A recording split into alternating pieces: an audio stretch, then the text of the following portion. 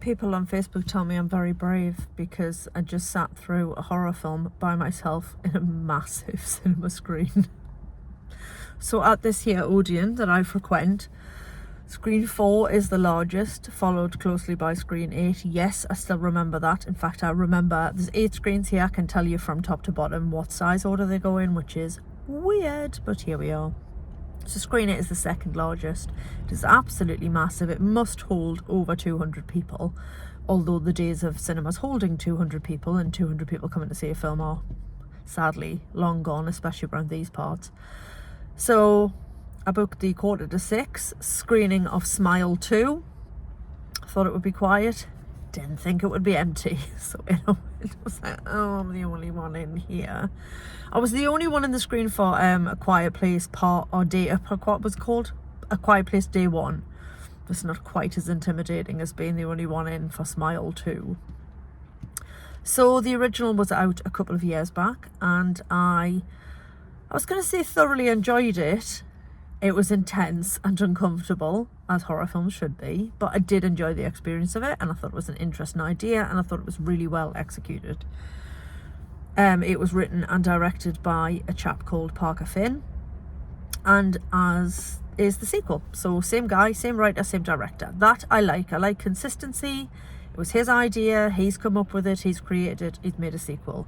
And it hasn't just been handed off to somebody else for the sake of, let's make a sequel, let's make more money. I'm blocking that. It's all gone a bit Close Encounters behind me, so I'm just going to shift that way. So in the first film, we saw a doctor, a psychiatrist, treat a patient. The patient was clearly very disturbed, and during their session, the patient appears to see something in the room, then begins to smile maniacally, and then murders himself to death in front of the doctor. And so begins the spreading of this curse, this virus, this possession, whereby you see this person, you see this smile, your mind starts to unravel, and by the end of the week, you do away with yourself, and whoever witnesses your death, the curse passes to them. It's quite simple. And in the first film, we had a cop trying to chase it all down and make sense of it. And the sequel starts literally 6 days later with that cop. And then the main story follows a pop star singer called Sky Riley. It made me laugh because Sky Riley, her name could also be Riley Sky. Like, it works both ways around, as the director is called Parker Finn, but could also be called Finn Parker. But she is Sky Riley. She is a little pop star, little blonde pop star.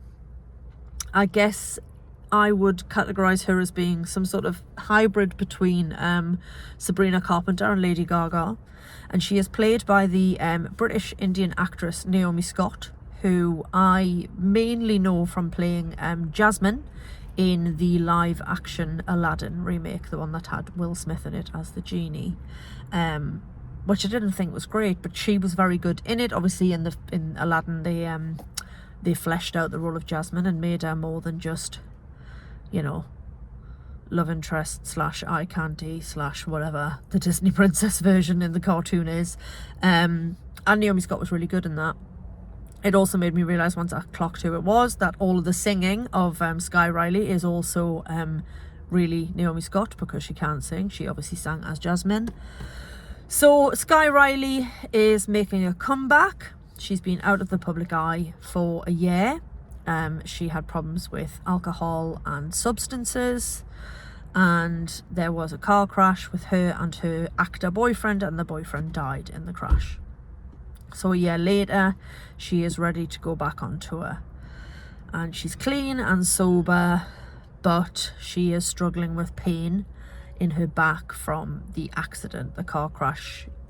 It was quite nasty, and it's left her in a lot of pain, but because of a history with substance abuse, she can't really get prescribed anything stronger than sort of paracetamol. So she goes to see a guy she knows from school, a high school guy who has a side hustle as he's a drug dealer, and he's clearly unhinged, not very well. Something's going on, and what it transpires is that he has seen the thing and it has passed to him. So the rest of the film revolves around Skye unraveling swiftly while trying to solve this mystery and get free of this curse. So she is really good, and she's in pretty much, there's very few scenes in the film that she's not in. I thought she gave a really credible performance. She was really good at looking terrified, which is important for a female character in a horror film. There was one jump scare that really got me, and I did actually let out a big proper scream, but as I was the only one in there, it didn't matter. I did have me jumper. I was like that. So I kind of screamed into me jumper, but I screamed very loudly into my jumper. Because I do love horror films, but that doesn't mean I don't get the heebie-jeebies when I watch them. And it doesn't mean that I don't scream my head off. Many years ago, not that many years ago, a couple of years ago, I went to see the film Barbarian with a guy I was friends with / seeing. And I was kind of turned away from the screen at a scary bit because I knew there was something coming, tension. And I did basically just scream directly down his ear canal, which was not ideal. But I don't really like the guy very much, so I feel no regrets. Yeah, so it's all about her, really. There are some genuinely unsettling and creepy moments. It's an 18 certificate. There's some quite nasty body horror.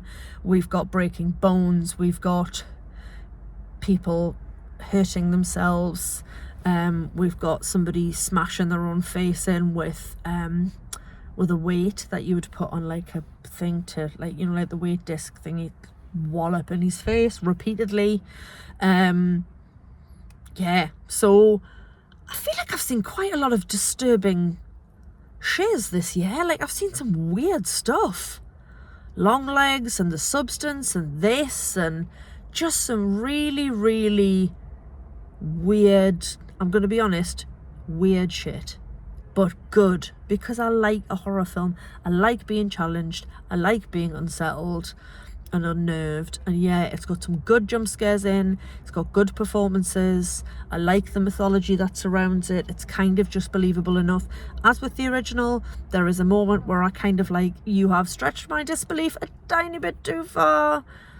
But overall, it's really enjoyable. Will there be another one? Possibly. Is it resolved by the end of it? Couldn't possibly say. Don't do spoilers.